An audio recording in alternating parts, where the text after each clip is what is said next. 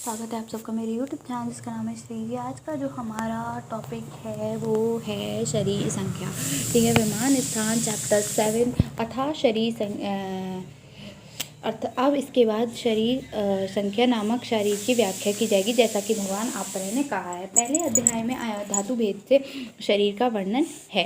इसके बाद अध्याय में शरीर के विभिन्न अवयवों की दृष्टि से वर्णन किया जाएगा। शरीर संख्या अव्यवश्य कृत संयन शरीरम प्रवृत्ति सर्व शरीर संख्या प्रमाण ज्ञान एहित भगवान आत्रेय अग्निवेशा पश्य अर्थात संपूर्ण शरीर को अवयवों में विभाग कर संपूर्ण शरीर के ज्ञान और उन शरीर अवयवों के प्रमाण को जानने के लिए अग्निवेश ने भगवान आत्रेय से प्रश्न पूछा। त्वचाओं का वर्णन, यहाँ पे त्वचाओं का वर्णन किया गया है। कितनी त्वचा होती है ये क्वेश्चन पूछा गया था, तो ये इंपॉर्टेंट है कि शरीर में कितनी त्वचा हमारे में पाई जाती हैं। ठीक है, तो ये क्वेश्चन पूछा गया है। 5 नंबर में पूछा गया था, 3 नंबर में भी पूछा गया था। ठीक है, तमुच्चा भगवान आत्रेय शृणु मतो अग्नि पेशः सर्व शरीर माच्यषाणां यथा प्रश्न कमेते यथावत शरीर षट त्वचा। तो यहाँ से देखो, शरीर षट त्वचा तद्यथा उदकधरा त्वग्ब्राह द्वितीय त्वग्सर्द्रा तृतीय सिद्धम क्लास संभवा अधिष्ठनम चतुर्थी द्रदुकुष्ठम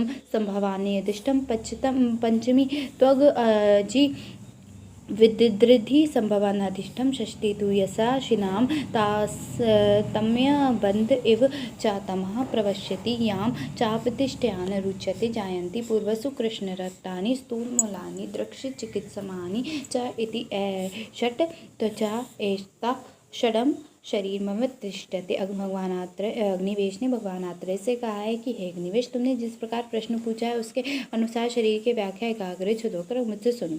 शरीर की 6 त्वचाएं होती हैं। बाहरी त्वचा जल को धारण करने वाली होती है, रक्त को धारण करने वाली होती है सिद्धम।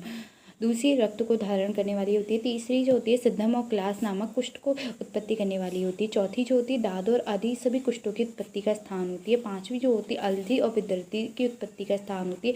6ठी जो होती है जिसमें कि कट जाने पर मनुष्य अंधे की तरह अपने अंधकार में प्रविष्ट होकर अनुभव करता है, और जिस त्वचा के आश्रयभूत काली, लाल, स्थूलमूल आदि दुष्चेष्टित स्पुंसरियाँ को उत्पन्न गांठ पर उत्पन्न होती हैं, ये 6ठी त्वचाएं होती है। त्वचा षडंग शरीर को व्याप्त किए रहती हैं। ठीक है, त्वचाएं अगर चरक के उत्तरोक्त देखोगे तो त्वचाएं संपूर्ण शरीर को आच्छादित करती है। सर्वप्रथम शरीर में दृष्टिगोचर होती हैं था। सबसे पहले त्वचा का वर्णन किया जाएगा। शरीर के अनुसार चरक के अनुसार त्वचा 6 होती हैं। सुश्रुत के अनुसार 7 मानी गई हैं। अब अन्य त्वचाएं नाम और मोटाई का नाम उल्लेख किए गए। इनके उपस्थित विषय में सुश्रुता बांगभट्ट के मत जैसे तात्रा सग्रह पंचमानम शिरस्य संतानी षट त्वचा भवंती तत्र खलेवम, ये बांगभट्ट शास्त्र ने बताया है। तत्र खलेवम प्रवश्य शुक्र शोणित पंचमानस्य क्षीरस्य संतामन मत सप्त त्वचा भवंती। अर्थात इन्होंने कितनी बताई हैं आपकी जो सुश्रुत है उन्होंने 7 त्वचा बताई हैं।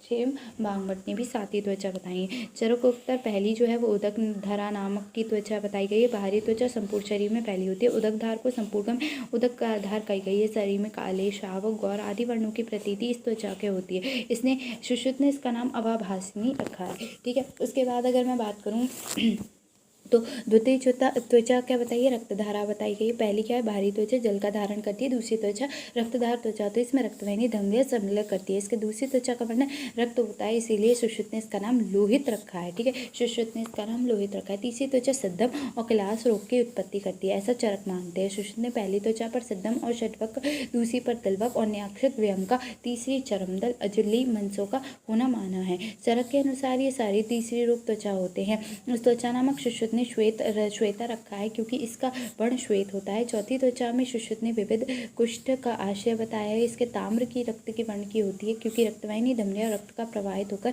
त्वचा में मानी जाती है, इसलिए सुश्रुत ने इसका नाम ताम्रा रखा है। सुश्रुत के तीसरी त्वचा और चौथी त्वचा को चरक ने तीसरी त्वचा माना है। गंगाधार का इसका मत सुश्रुत प्रवाच तृतीय श्वेता नामक प्रवेत बताया है। ठीक है, उसके बाद द्रदु और कुष्ठ के आश्रयभूत स्थान को चौथी त्वचा माना है। सुश्रुत ने 5वीं त्वचा माना है क्योंकि 5वीं वेदी का नाम ब्रह्मी पंचभागा प्रमाणम कुष्ठ, अर्थात इस वाक्य से स्पष्ट होता है कुछ आश्रय चौथी त्वचा चर्म को सुश्रुत ने पांचवी चर्म का माना है। पांचवी त्वचा को चरक ने अलजी और विदृद्धि की उत्पत्ति माना है। सुश्रुत ने इन रोगों को षष्ठी रोहिणी त्वचा को माना है। ये सभी विदृद्धि के स्थान पर ही रहती है। संभवतः यदि ये पक जाए तो विदृद्धि हो जाती है, अतः चरक की पांचवी और सुश्रुत की छठी त्वचा होती है। छठी त्वचा वह है जिसके कट जाने पर अंधे के समान अंधकार हो जाता है और लाल काली और स्थूल मूल वाली फुंसियों का स्थान होता है। ये फुंसियाँ पर्वों में होती हैं। सुश्रुत ने सातवीं त्वचा को भगंदर विदृद्धि अर्श का स्थान माना है। ये भगंदर अधिक आदि स्थूल मूल और फुंसी के रूप को प्रारंभ करती है, अपने पूर्ण अवस्थान को प्राप्त करती है। चरक की छठी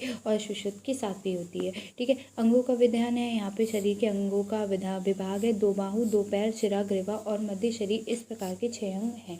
नेक्स्ट अगर मैं बात करूँ तो यहाँ पे श्लोक भी दे रखा है। तत्रैष शरीर विभाग तद्यत 2 बाहु 2 सक्तिनी शिरोग्रीवा अंतर आदि इति षडंग अंग।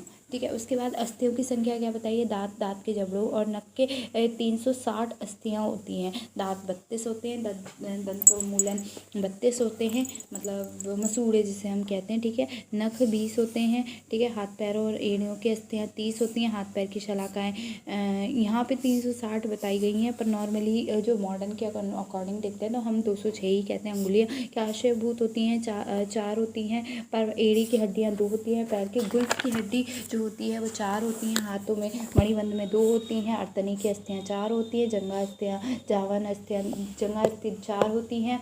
जावन अस्थि 2 होती हैं। जानु कपाल 2 होती हैं। उदर अस्थि 2 होती हैं, अर्थात नालिका अस्थि जिसे कहते हैं बाहु की नालिका अस्थि 2 होती है। अंश की अस्थियाँ 2 होती हैं। अंश पलक भी 2 होते हैं। अंश खाद भी 2 होते हैं। जत्रु की अस्थि 1 होती है। तालु की अस्थि भी 2 होती है। शोणी फलक भी 2 होते हैं। भंगा अस्थि 1 होती है। पीठ की अस्थियाँ 45 होती है। गर्दन की अस्थियाँ 15 होती है। छाती की अस्थियाँ 14 होती है। दोनों पार्श्वों की पार्श्व का अस्थि 24 होती है। पार्श्विकाओं के मूल स्थान में लगे हुए स्थालक 24 होते हैं। पशुओं के मूल भाग में अवुर्ध के आकार के होते हैं। स्थूलावक 24 होते हैं। इंद्र अस्थि 1 होती है। हनुमूल को बांधने वाली अस्थि 2 होती है। नासिका अस्थि 1 होती है। गुंडुका अस्थि 1 होती है। ललाट अस्थि 1 होती है। शंखा अस्थि 2 होती है। सिर की कपाल अस्थि 4 होती है। इस प्रकार दांत के उलोक और नख के अस्थि को 360 हो जाती है। 5 इंद्रिय अधिष्ठान इम्पॉर्टेंट। ठीक है, तो क्या बताया गया, 5 इंद्रिय अधिष्ठान। यहाँ क्या बताया गया है, तो इंद्रियों में अधिष्ठान रहने के बाद 5 होते हैं, जैसे त्वचा, जिह्वा, नासिका, चक्षु, श्रोत। 5 इंद्रिय होती है, स्पर्श, रस, घ्राण, दर्शन, श्रोतेंद्रिय। 5 कर्मेंद्रिय होती है, 2 हाथ, 2 पैर, गुदा, मूत्रेंद्रिय, वाक, जिह्वा।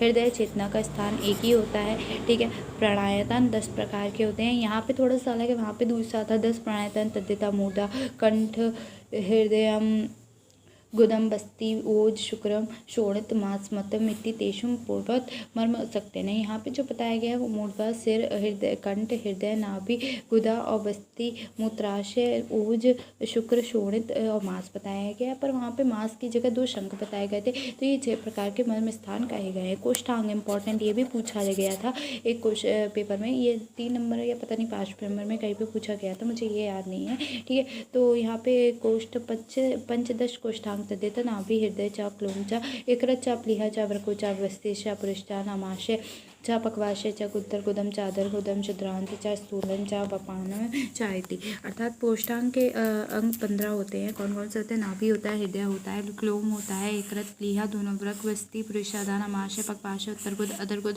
शुद्रांत, स्थूलात और वपानाम। ठीक है, नेक्स्ट है प्रत्यंग। तो प्रत्यंग 6 अंगों में संलग्न 16 प्रत्यंग होते हैं, जिनमें प्रत्यंग बताए गए हैं यहाँ पे। ठीक है, तो संज्ञा बताते हुए कहीं कहा गया इन प्रत्यंगों के पर्याय लेखित किए गए, तो बताओ।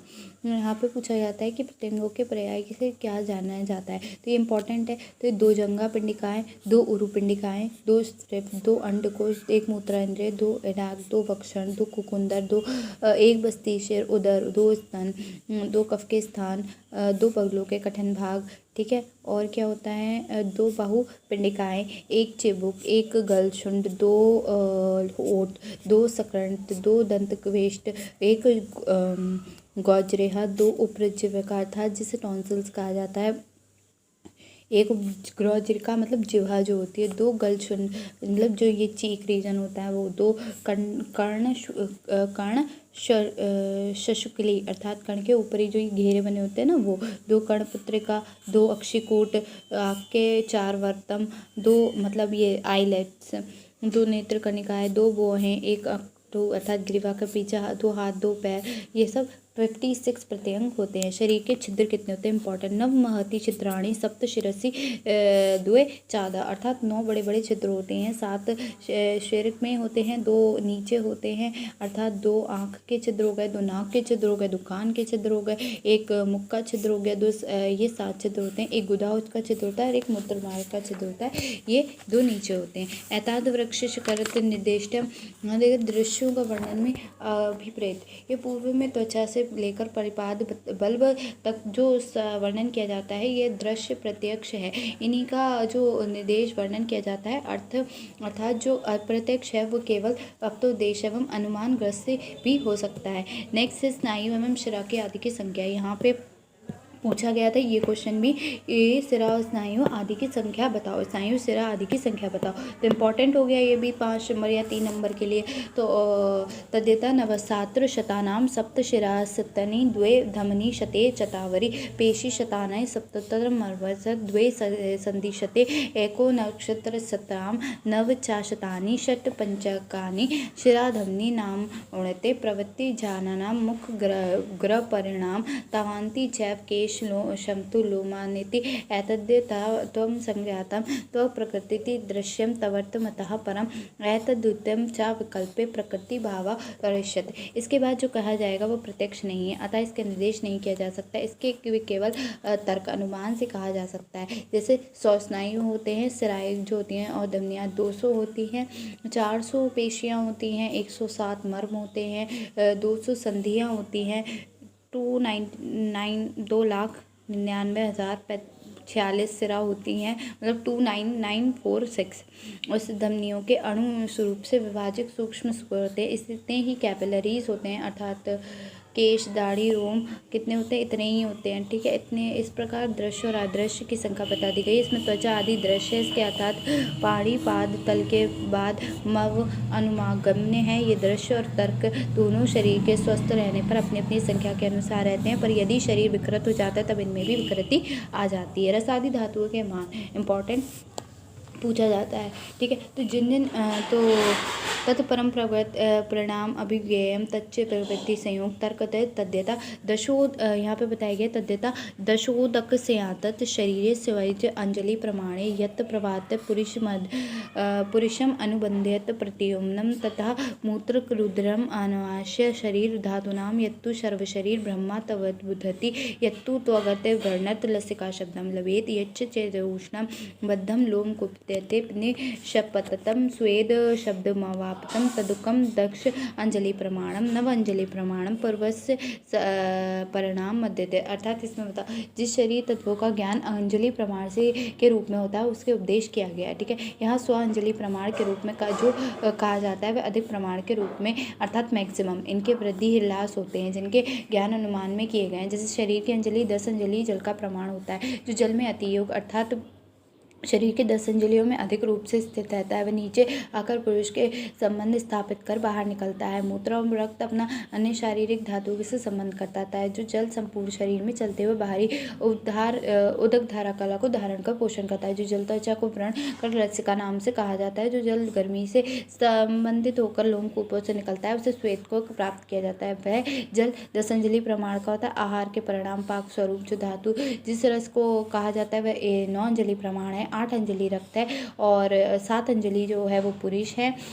6 अंजलि कफ है, 5 अंजलि जो है वो पित्त है, 4 अंजलि मूत्र है, 3 अंजलि वसा है, 2 अंजलि मेदा है, 1 अंजलि मज्जा है, आधा अंजलि मस्तिष्क है, आधा अंजलि शुक्र है, आधा अंजलि कफ के समान गुण वाला ओज है। इस प्रकार के ये सभी शरीर तत्व यहाँ बताए गए हैं।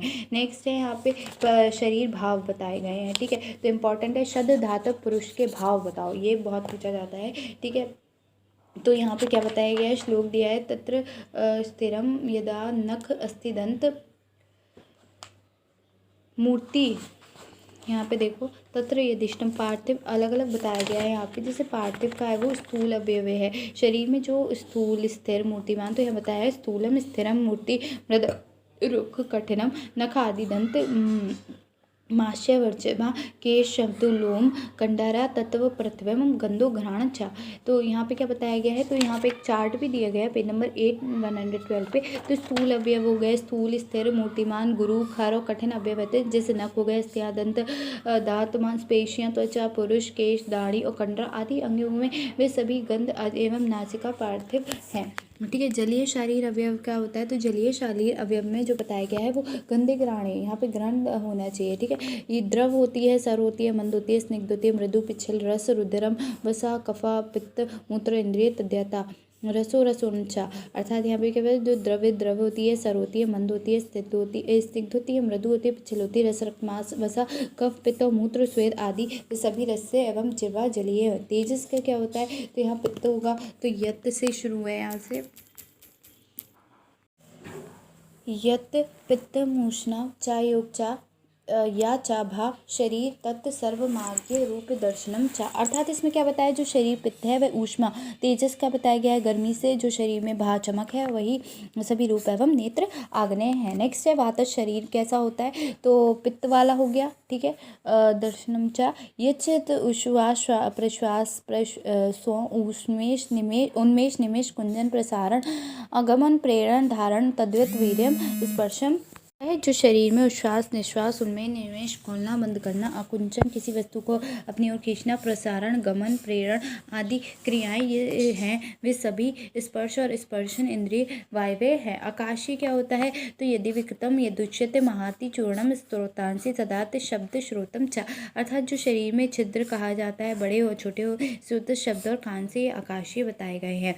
यत प्रयोक्तम तत्व बुद्धि में इति शरीर अवयव संख्या का यथा स्थूल भेदन अव्यय निर्दिष्टम। अर्थात जो प्रयोगता है, अर्थात इन सभी भावों को प्रयोग में लाता है, वह आत्मा प्रधान है और इस शरीर में मन और बुद्धि में इसके भाव है। इसके यथा स्थूल मोटे मोटे रूप में अवयवों के भेद से शरीर अवयवों की संख्या का भेद बताया गया है। अब इसका चार्ट देख लो एक बार। तो यहाँ पे क्या बताया है, पार्थिव बताया गया है आप, आग्नेय, वायव्य, आंतरिक्ष और आत्मज भाव। पार्थिव में स्थूल, स्थिर, मूर्तिमान, गुरु, खर, कठिन, अंग, अवयव, ये सारे भाव बताए गए हैं। ठीक है। ये अवयव है। ठीक है। उसके बाद इससे क्या क्या बनता है, नख, दंत, अस्थि, मांस, चर्म, वर्च, केश, शंतु, लोम, कंडरा, गंध, घ्राण। ठीक है। ये षड धातुमक पुरुष के भाव हैं। ठीक है। षड भाव अलग हैं, षड धात्वक आत्मक पुरुष के भाव अलग है। आत्मा में क्या, आप्य में मतलब जल में क्या पता है, द्रव, सर, मंद, स्निग्ध, मृदु, पिच्छल, ये अवयव है। रस, रुद्र, वसा, कफ, पित्त, मूत्र, स्वेद, रस, रसन, ये इसके वो हो गए कार्य। ठीक है। आग्नेय का है पित्त, ऊष्मा, कांति करता है, रूप और दर्शन, ये सब इसके 5 कार्य हैं। वायव्य में उश्वास हो गया, प्रश्वास हो गया, निमेश, निमेश वगैरह। ठीक है। आकुंचन, प्रसारण, गमन, प्रेरण, धारण, स्पर्शन, स्पर्श, ये सब किसके भाव में, वायव्य के। अंतरिक्ष में क्या है, अंतरिक्ष में जो वचन होता है, स्रोतस होता है, शब्द होते हैं, विविक्त अवयव, ये इसमें बताए गए हैं। आत्मज भाव है बुद्धि और मन, ये 2 बताए गए। अवयवों की असंख्यता, ऊपर बताए गए शरीर के अवयव परमाणु भेद से असंख्य अनगिनत होते हैं, क्योंकि परमाणु की संख्या अधिकतात है, अति सूक्ष्म बुद्धि के योग्य है अथवा इसके छोटे छोटे होते हैं, उनका प्रत्यक्ष नहीं होता। और परमाणु अति इंद्रिय के जानने योग्य होता है। इन परमाणु के संयोग एवं विभाग में आयु और कर्म स्वभाव का कारण होती है। अंग अवयव का ज्ञान का प्रयोजन, तो ये इंपॉर्टेंट है। ठीक है। तो इसका श्लोक देखो, तदेव शरीरम संख्यात्वम दृष्टमयितम संग पृथक कर्वम तत्र प्रधानमक्तम सर्वसत्ता निवृत्तम इति। अनेक अवयवों में से युक्त यह शरीर बताया गया, अर्थात अवयव शरीर को समूह को शरीर माना जाता है। इस अवयव समूह को एतेन देखना, संग है इस अवयव अलग अलग देखना, अपर्व अर्थात मोक्ष है, प्रधान प्रकृति असक्त संग्रहित होता है, तब सर्व शरीर संतान की निवृत्ति होती है, अर्थात संयोग विभाग के परस्पर का नाश होता है और परंपरा का नाश होता है और निवृत्ति अर्थात मोक्ष हो जाता है। तो यहाँ पे क्या कंप्लीट हो गया, ये शरीरम संख्या शारीर अध्याय। ठीक है। ये पूरा कंप्लीट हो गया।